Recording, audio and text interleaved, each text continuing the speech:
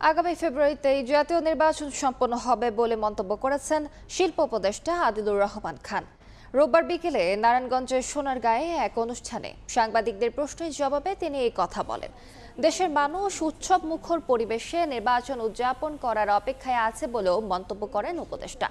অন্তর্বর্তী সরকার যে কাজগুলো শুরু করেছে, নির্বাচিত সরকার সেগুলো এগিয়ে নিয়ে যাবে বলেও মনে করেন তিনি। দেশের জাহাজ নির্মাণ শিল্প ঊর্ধ্বমুখী অবস্থায় আছে জানিয়ে এই শিল্প দেশের অর্থনীতিকে আরও উন্নতির দিকে এগিয়ে নিয়ে যাবে বলেও মত আদিলুর রহমানের।